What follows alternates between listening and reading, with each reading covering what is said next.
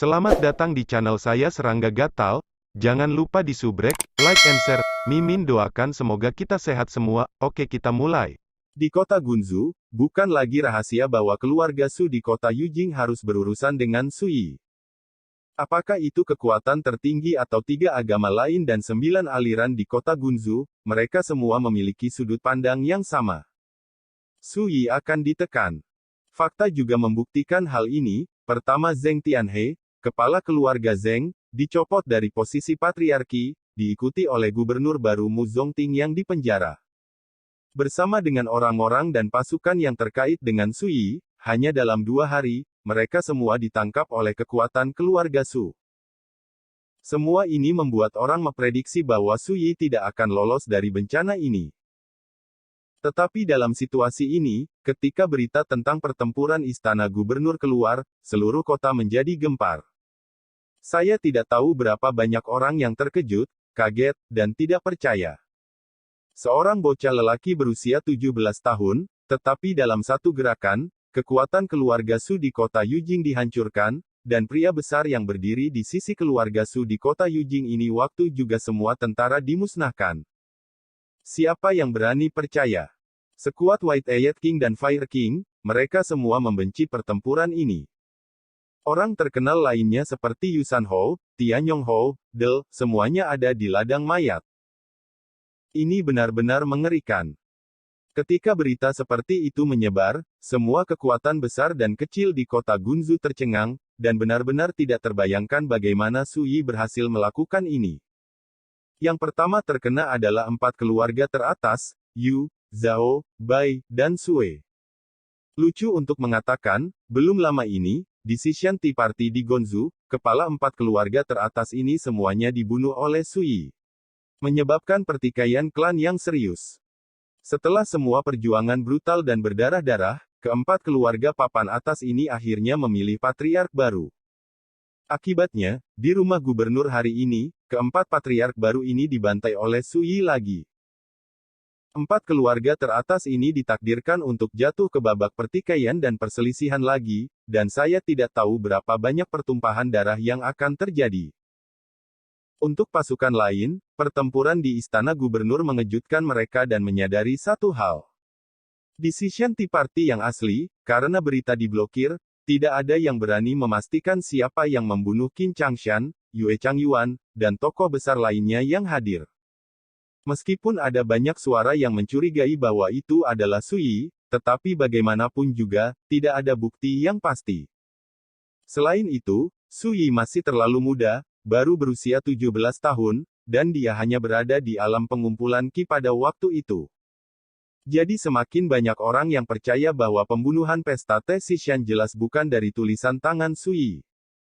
Tapi sekarang, dengan berakhirnya pertempuran di istana gubernur, ketika semua jenis berita menunjuk ke Sui saja, itu membuat orang tiba-tiba menyadari bahwa sesuatu. Karena Sui dapat membunuh sekte bela diri bawaan seperti Raja Alis Putih dan Raja Huo Qiong, mengapa dia tidak bisa membunuh tokoh besar di pesta Teh Sishan?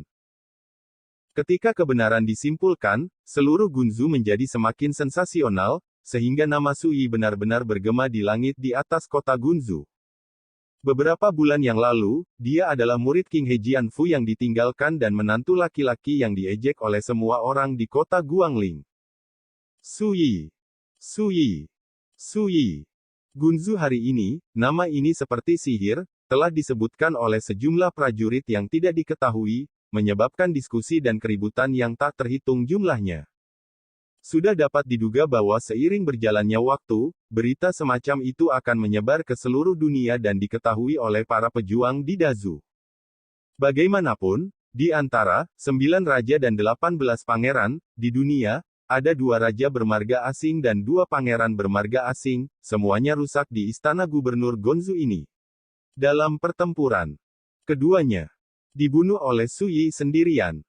Ini cukup untuk membuat kejutan besar selama seminggu dan memicu badai. Kediaman Soseki. Sui duduk di kursi rotan, dengan hati-hati menyeka pedang Chen Feng.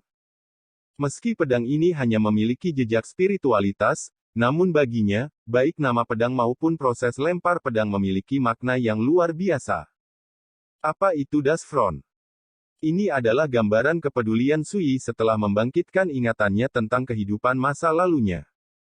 Selain itu, ini juga merupakan pedang pertamanya sejak reinkarnasinya. Kekuatan mungkin tidak sepadan sekarang, tetapi di hati Sui, ada sesuatu yang membekas dalam ingatan. Dentang. Setengah suara, Sui mengangkat pedang debu bersih, menatapnya lama, lalu memasukkannya ke dalam liontin giok tinta. Paman Su, minum teh. Di samping, Zheng Muyao dengan patuh menyerahkan teh yang baru diseduh, wajah kecilnya yang lembut dan menawan penuh dengan kegembiraan.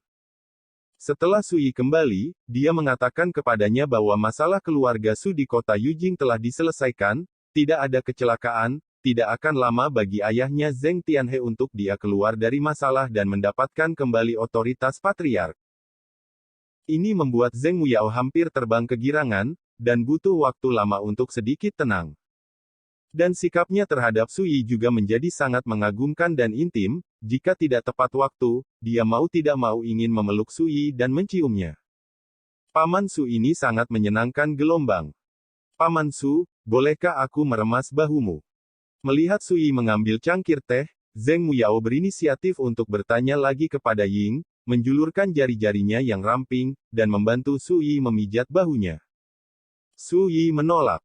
Meskipun Cajin tidak ada untuk saat ini, itu juga menyenangkan untuk memiliki seorang gadis cantik dengan senyum seperti rubah di sisinya. Yang disebut makanan cantik itu seperti ini. Tidak lama kemudian, Musi, Shen Jiusong, dan Chen Zeng tiba di Sushiju dan membawa kembali 3 kepala dewa. Dari Xiahulin, Pei Wensan, dan Lei Qing. Selain itu, barang-barang yang ditinggalkan oleh orang-orang besar yang dibunuh oleh Sui semuanya dikemas ke dalam sebuah kotak besar. Sui berpikir sejenak, lalu memerintahkan, tolong bantu saya membuat ketiga kepala ini menjadi abu dan memasukkannya ke dalam toples yang sama. Shen Jiusong segera mengambil pesanan. Sui memandang Musi dan yang lainnya, dan berkata, ketika kamu datang ke Gunzu kali ini, bukankah kamu seharusnya mengharapkan hal seperti itu terjadi? Musi tersenyum tulus dan berkata, aku menunggu di sini, bukan untuk ini hanya pertemuan. Sui mengangguk dan berkata, tidak peduli apa, kalian telah membantuku Susu, aku ingat bantuan ini. Musi menggelengkan kepalanya dan berkata, Tuan Muda Su salah paham, saya sedang menunggu sesuatu yang lain. Sui berkata, ada apa? Mengambil napas dalam-dalam, Musi berkata, saya ingin membentuk aliansi dengan putranya, jika putranya setuju, kita semua akan bergabung dengan putranya, dan maju bersama. Kembali bersama. Beri aku alasan. Sui berpikir keras. Musi terdiam beberapa saat, lalu dengan tenang berkata, demi budidaya, bukan lalat dan anjing di dunia. Setelah jeda, dia menghela nafas, setelah mengalami apa yang terjadi di Gunung Iblis Suetu, kita semua menyadari bahwa di masa depan, akan ada lebih banyak dan lebih banyak lagi di benua Azure ini. Ada semakin banyak hal abnormal yang tidak diketahui dan berbahaya. Jika Anda dapat membentuk aliansi dengan Anda sesegera mungkin, Anda setidaknya tidak akan terburu-buru ketika menghadapi hal-hal itu di masa depan. Sui tertawa dan melirik Puyi, Jiang Tanyun, Lu Changfeng, dan lainnya. Pada akhirnya, dia menatap Musi lagi, dan berkata, lalu menurutmu apa yang pantas untuk menjadikanku dan kamu sekutu? Musi berkata tanpa ragu, saya percaya bahwa Tuan Muda juga telah melihat bahwa saya memiliki rahasia yang luar biasa. Di mata orang luar, saya ditemani oleh keberuntungan besar, tetapi tidak ada yang tahu itu semua rahasia tentang saya sebenarnya berasal dari Bao Chayaoshan, dan saya mendapat banyak keberuntungan secara kebetulan selama ekspedisi. Su Yi terkejut. Dia mendengar Ningxi berbicara tentang salah satu dari 8 gunung setan, Gunung Baosha. Menurut legenda, ada reruntuhan bobrok di kedalaman gunung ini, yang diduga merupakan kuil Baosha yang sudah lama ditinggalkan. Saat malam tiba, akan ada hantu teratai hitam yang bergoyang di reruntuhan, ratusan ribu, dan ada suara nyanyian yang samar, tetapi sepertinya infiltrasi seperti Gui Kulanghao.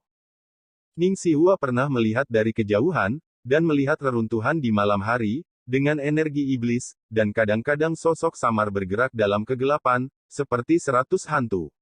Sangat aneh di malam hari. Tapi Sui tidak menyangka bahwa petualangan di tubuh Musi sebenarnya terkait dengan Baocha Yaoshan ini. Sui bertanya, kamu mengatakan bahwa Liontin Giok, roh sejati dan darah dewa, di tubuhmu berasal dari Gunung Setan Baocha.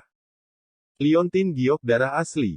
Musi tertegun sejenak, lalu segera bereaksi, matanya aneh, aku tidak pernah tahu asal-usul Liontin Giok itu, tapi sepertinya putranya sudah melihatnya. Ada petunjuk. Dia sedikit kaget, tidak bisa tenang. Tidak mengherankan jika Anda tidak mengetahuinya. Sui berkata dengan santai. Tatapan Musi ke arah Sui jelas telah mengalami beberapa perubahan halus, dan berkata, sejujurnya, Liontin Giokku memang dari Baocha Yaoshan. Dan dapat disimpulkan bahwa ada yang lain rahasia yang tidak diketahui dan peluang tersembunyi di tempat itu. Sui memikirkannya dan berkata, tidak apa-apa untuk membentuk aliansi denganmu, tapi aku harus menjadi tuannya. Tidak akan tinggal diam. Musi tertegun, lalu tersenyum bodoh, itu wajar, aku tidak cukup arogan untuk merekrut tuan muda ke sisiku untuk dikirim. Puyi, Jiang Tanyun dan yang lainnya juga tertawa, lega, mereka tentu saja tidak memiliki pendapat tentang ini. Selama Sui berada di kamp yang sama, itu sudah cukup. Chen Zeng dan Shen Jiusong diam-diam senang ketika mereka melihat ini. Mereka telah lama dikenal oleh Sui dan dianggap sebagai orang-orang di sekitar Sui. Dapat dikatakan bahwa aliansi Musi dengan mereka sebenarnya sama dengan mereka, yang berarti bahwa mereka semua berada di kapal yang sama dengan Sui. Bagaimana mungkin Chen Zeng dan Shen Jiusong tidak senang ketika mereka melihat kubu Sui berkembang? Sui bertanya dengan rasa ingin tahu, kalian semua tahu bahwa saya telah memulai perang dengan keluarga Su di kota Yujing, dan Anda ingin membentuk aliansi dengan saya, jadi jangan khawatir sama sekali. Pertanyaan ini, Chen Zeng sudah menanyakan Musi dan yang lainnya. Mendengar ini, dia membuka mulutnya sambil tersenyum dan menjelaskan sikap Musi dan yang lainnya sebelumnya satu per satu. Sui tiba-tiba sadar. Zeng Muyao, yang berdiri di samping, terkejut dan kehilangan akal sehatnya. Ketika dia pertama kali mengenal Sui, dia hanya berpikir bahwa Sui adalah murid di samping Pangeran ke-6, dengan sarana dan kekuatan yang luar biasa. Tapi sekarang, dia tiba-tiba menyadari betapa naif dan konyolnya kognisi aslinya. Sama seperti sekarang, nama keluarga termuda di Dazu adalah Wang Muxi, Yung Wang Hou Shen Jiusong, Wuling Hou Chen Zeng, dan Grand Elder Akademi Kongtong Jiang Tanyun, Elder kedua Lu Changfeng, Grand Elder Akademi Xingya Puyi. Tokoh-tokoh penting ini semuanya berdiri di kemah Sui. Jika Anda menambahkan Ning Xiyu, kepala Istana Akademi Tianyuan, berapa banyak dari pasukan aliansi ini yang dapat Anda temukan? Ketika Ning Xihua turun dari langit dengan elang skala hijau dan tiba di Sushiju, mata semua orang tanpa sadar tertuju pada dua kepala yang dia pegang di tangannya. Setelah itu, Shen Jiusong, Chen Zeng, dan yang lainnya tidak bisa menahan napas dalam-dalam. Kedua kepala, satu milik Tao Zeng, wakil ketua Akademi Jixia, dan yang lainnya milik Mo Huakue, wakil ketua Akademi Suiyue. Dalam hal status, keduanya mungkin lebih rendah dari Ning Siji, tetapi bagaimanapun juga, mereka juga penguasa dunia yang hebat. Selain itu, kali ini, keduanya melakukan perjalanan atas nama sekolah di belakang mereka dan datang mengunjungi sekolah Tianyuan. Tapi sekarang, dia dibunuh oleh Ning Si dengan kejam. Bagaimana ini tidak mengejutkan? Rekan Taois, apakah kedua kepala ini memenuhi syarat sebagai korban? Ning Si Jia melangkah maju, memandang Sui yang sedang duduk di kursi rotan, dan tersenyum ringan. Sui berkata, mereka bukan dari keluarga Su, jadi mereka tidak memenuhi syarat. Ning Si Jia mengangguk dan berkata, aku juga berpikir begitu. Saat dia berbicara, nyala belenggu keluar dari ujung jarinya, dan kedua kepala yang dipegang di tangannya tiba-tiba terbakar, berubah menjadi abu melayang. Semua orang telah sadar saat ini. Ning Siji melakukan ini, sepertinya dia benar-benar merobek wajahnya dengan Akademi Jixia dan Akademi Suiyue, tetapi tujuan sebenarnya adalah untuk menunjukkan posisi Suyi sendiri. Terutama Puyi, Jiang Tanyun, dan Lu Changfeng, ketika mereka mengetahui pikiran Ning Si, mereka semua lebih beruntung bisa membentuk aliansi dengan Suyi kali ini. Hal Perkasa dan misterius seperti Ning Sisi, mereka semua mengekspresikan posisi mereka dengan cara ini, yang tidak diragukan lagi membuktikan bahwa di matanya, apakah itu Akademi Jixia atau Akademi Suiyue, atau keluarga Su di giok ibu kota, jauh lebih penting daripada berdiri di kamp yang sama dengan Sui. Selanjutnya, ketika Ning Sihua mengetahui tentang aliansi antara Musi dan Sui, dia juga sedikit terkejut, dan kemudian dia mengerti. Dia tidak terkejut. Mengalami peristiwa Suetu Yaoshan, dan menyaksikan adegan bagaimana Sui memotong bunga dan Liu Ye dengan pedangnya, dan membunuh orang suci Yin Samen, yang masih peduli. Metode adalah. Inilah perbedaan antara seorang biksu sejati dan seorang pejuang duniawi. Dan semua orang tahu bahwa selama penghalang ruang, di kedalaman Suetu Yaoshan masih ada, itu akan menjadi setidaknya 3 tahun, selama 5 tahun, dunia lain biksu itu akan menemukan penghalang ruang itu. Pada saat itu, apalagi minggu yang besar, saya khawatir seluruh benua Changqing akan terjerumus ke dalam kekacauan besar dan pertumpahan darah. Saat ini, jika Anda dapat membentuk aliansi dengan Sui dan keberadaan lain yang menganggap biksu dunia lain sebagai mangsa mereka, dan berdiri di kubu yang sama, itu tidak diragukan lagi merupakan pilihan bijaksana terbaik. Rencanakan hari hujan, mungkin. Tentu saja, segala sesuatu memiliki pro dan kontra, dan membentuk aliansi dengan Sui sekarang berarti menghadapi bahaya sepenuhnya menyinggung keluarga Su di Jade Capital City. Tapi jelas, Musi dan yang lainnya sudah membuat pilihan. Dengan pikiran dan pengalaman mereka, secara alami tidak mungkin untuk tidak mengetahui apa artinya melakukannya. Saya tidak menyangka bahwa orang yang sombong dan arogan seperti Raja Zhenyu akan memiliki mata dan keberanian yang begitu tajam, yang benar-benar tidak terduga. Ning Xiyu melirik Musi dan yang lainnya, merasa sedikit emosional di hatinya. Dia tahu lebih banyak tentang Sui daripada orang lain, jadi dia secara alami tahu bahwa Musi dan yang lainnya membuat pilihan seolah-olah mereka telah mengambil kesempatan. Dengan kata lain, Sui mewakili peluang kultivasi. Siapapun yang dapat berdiri di kamp yang sama dengannya sama dengan menaiki kapal-kapal yang mengarah ke jalan latihan spiritual yang benar. Musi, nama keluarga asing termuda Wang di Dazhou, dapat mengambil inisiatif untuk tunduk pada Sui dalam masalah ini, yang merupakan hal yang sangat sulit. Dia jelas kuyu, dan tubuhnya yang semula kaya dan gemuk telah kehilangan banyak berat badan, tetapi semangatnya luar biasa, dan alisnya penuh kegembiraan dan kegembiraan. Begitu saya melihat Sui, saya tidak bisa mengendalikan rasa terima kasih di hati saya dan berterima kasih padanya lagi dan lagi. Jika bukan karena gelombang Sui yang mengganggu, Zheng Tianhe akan berterima kasih untuk waktu yang lama. Pada saat ini, Zheng Muyao juga benar-benar lega, dan wajah kecilnya yang lembut dan menawan tersenyum cerah. Sui tidak pernah menyukai keaktifan, dan setelah mengobrol sebentar, dia bangkit dan memutuskan untuk kembali ke kamarnya untuk berlatih. Ning Qixi, Musi, Shen Jiusong, dan lainnya melihat ini, dan mereka mengucapkan selamat tinggal dan pergi dengan sangat bijaksana. Segera, Soseki Residence yang besar kembali ke ketenangan semula. Lantai 2 paviliun. Sui membuka kotak kayu yang dikirim Musi dan yang lainnya.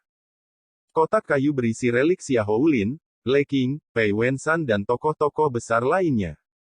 Ada senjata spiritual, materi spiritual, obat-obatan spiritual, dan item lain yang terkait dengan kultivasi, semuanya cukup berharga dan tidak umum. Bagaimanapun, dengan identitas dan kultivasi orang-orang hebat ini, barang-barang yang dapat memuaskan kultivasi mereka ditakdirkan untuk menjadi buruk. Seperti ramuan itu, ada juga kelas 3, yang terbaik adalah 2 ramuan kelas 5, yaitu Siyu Lingshen dan Poria 5 warna, dibandingkan dengan persik api yang murni yang diperoleh Sui sebelumnya lebih berharga. Dan beberapa harta lainnya seperti bahan roh, dan tentara roh, ada juga beberapa harta. Singkatnya, panen ini sangat besar. Bagi Sui, ini bahkan lebih mendesak. Tidak mungkin, dalam 2 hari kultivasi di dunia bawah tanah Suetu Yaoshan, untuk memperbaiki semua basis kultivasi, dan memasuki ranah master, Sui hampir menghabiskan ramuannya yang telah dia kumpulkan. Di kamp tentara Qingjia, untuk memperbaiki pedang Xuanwu, Sui juga menggunakan semua jenis bahan spiritual di tubuhnya. Dapat dikatakan bahwa setelah kembali ke Gunzu dari Suetu Yaoshan, kekayaan Sui telah lama hilang.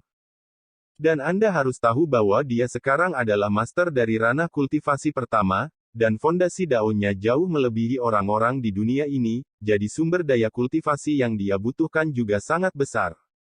Tepatnya, pada tingkat kultivasi ini, hanya obat roh kelas 3 atau lebih tinggi, atau batu roh kelas 3 atau lebih tinggi yang dapat memuaskan latihan hariannya. Membutuhkan. Dengan item budidaya ini di depan Anda tidak perlu khawatir tentang sumber daya budidaya setidaknya untuk sementara waktu. Namun, di masa depan, untuk meningkatkan ranah kultivasi, ini tidak cukup. Sui menggosok ujung alisnya. Baru pada saat itulah dia akhirnya mengerti mengapa karakter seperti Ning Siji dan Mu Si akan pergi ke 8 pegunungan iblis untuk mencari peluang. Alasannya sangat sederhana. Sumber daya untuk pengembangan diri. Di dalam kotak, selain yang berhubungan dengan latihan, ada item lain-lain. Tidak ada yang perlu dikhawatirkan. Namun, salah satu item menarik perhatian Sui. Ini adalah patung Buddha seukuran telapak tangan, duduk dalam posisi terhuyung-huyung, dengan tangan terlipat di atas perut, jari-jari bersatu dan terjalin, membentuk segel seperti teratai. Fitur wajah patung Buddha sangat kabur, jelas terkikis oleh waktu, tetapi dari garis besarnya, masih terlihat bahwa patung Buddha masih sangat muda, dan terlihat khusyuk, tegak, dan kagum menginspirasi. Di bahu patung Buddha, ada seekor naga yang meliuk-liuk di punggungnya, kepala naga di pundaknya, dan ekor naga melingkar di bagian bawah punggungnya. Naga ini juga sangat samar, hanya terlihat bentuknya saja, sisiknya, naga. Jenggot, sisik dan sudut, semuanya tidak lengkap. Naga asli disilangkan, memegang teratai Dharma, dan napasnya adil dan menakjubkan. Ini tampaknya adalah gambaran arhat penakluk naga legendaris di mata agama Buddha. Sui hendak memegang patung Buddha di tangannya, tetapi ujung jarinya tiba-tiba tenggelam dan dia tidak dapat mengambilnya. Dia tidak bisa tidak kagum, dan setelah menjalankan kultivasinya, dia mengambil patung Buddha. Hei, tidak heran itu sangat berat, seukuran telapak tangan memiliki berat 3000 kati, ini sebenarnya adalah bagian dari pemurnian tulang spiritual sejati. Mata Sui berbinar. Genus roh sejati dianggap sebagai binatang dan burung alami, seperti Pixiu, Biki, Jairui, Kiongki, Bifang, Suzaku, Xuanwu, Unggu. Mirip dengan keberadaan semacam ini, ia juga disebut binatang roh sejati. Ini adalah keberadaan yang sangat langka dan menakutkan di Kyushu liar, bahkan hanya dalam legenda. Di kehidupan sebelumnya, Sui mencari di seluruh dunia, tetapi hanya menangkap roh basal yang sangat muda dan menyimpannya di guanya sendiri. Untuk menekan keberuntungan, jaga gerbang gunung. Kemudian, setelah Xuanwu Zhenling ini berubah menjadi wujud manusia, ia dimasukkan sebagai murid sejati oleh Sui, peringkat ke-7, dengan nama Tao Xuaning. Sui tidak menyangka bahwa pada saat ini, di dunia ini, dia akan melihat patung Buddha yang terbuat dari tulang belulang roh sejati. Ini terlalu langka. Sui memikirkannya dengan cermat dan mencoba merasakannya dengan kekuatan jiwanya. Boom gelombang. Tiba-tiba, di benak Sui, dia seperti melihat seekor naga sungguhan terbang di awan dan kabut di langit luas berbintang. Redup, tubuh penuh dengan napas yang luas dan berat, kabut bergulir, dan tidak mungkin untuk melihat apa yang sedang terjadi. Tapi Sui masih melihat bahwa pada naga besar itu, sesosok samar-samar bersila, mengenakan jubah putih bulan. Ketika mata Sui menyentuh sosok itu, Sui tampaknya menyadarinya dan balas menatapnya. Boom! Tanpa menunggu reaksi Sui, pemandangan luar biasa, misterius, dan luas yang dia rasakan meledak, hancur, dan menghilang tanpa jejak. Sui mengerutkan kening, seorang biksu yang mengendarai naga asli dan melakukan perjalanan di kedalaman langit berbintang. Siapa pria ini? Mengapa, dalam kehidupan saya sebelumnya, saya tidak pernah mendengar tentang tempat agama Buddha, yang antik tua pernah menaklukkan naga asli dan menjelajahi bintang-bintang? Benarkah seperti yang tercatat dalam kitab-kitab Buddhis klasik, inikah arhat yang legendaris? Bepergian di langit berbintang, ini adalah sesuatu yang tidak seorang pun di kerajaan kekaisaran berani mencoba dengan enteng. Banyak keraguan membanjiri pikiran Sui. Dia menatap patung Buddha di tangannya, duduk berlutut, dikelilingi oleh naga asli, memegang teratai di tangannya, napasnya adil dan menakjubkan. Apakah ini pria yang baru saja mengendarai naga sungguhan ke bintang-bintang? Sui merenung. Setelah beberapa saat, dia merasakan kembali dengan kekuatan jiwanya.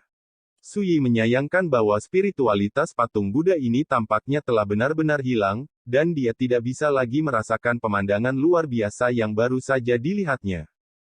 Saya tidak tahu siapa yang meninggalkan patung Buddha ini sebagai relik. Ketika saya melihat Raja Zenyu lagi, saya harus bertanya dengan hati-hati. Sui diam-diam berkata. Di dunia sekuler benua Changqing, dia benar-benar bisa melihat patung Buddha yang terbuat dari tulang spiritual asli, dan dia bahkan memberinya sekilas pemandangan, biksu berpakaian putih menunggang kuda, adegan, Dragon Roaming the Stars, tidak diragukan lagi terlalu abnormal. Jika Anda bisa mengetahui asal-usul patung Buddha ini, mungkin Anda bisa lebih mendalami misterinya. Sekian dulu update-annya, tunggu lanjutannya di channel saya Serangga Gatal, di subscribe ya guys. Terima kasih.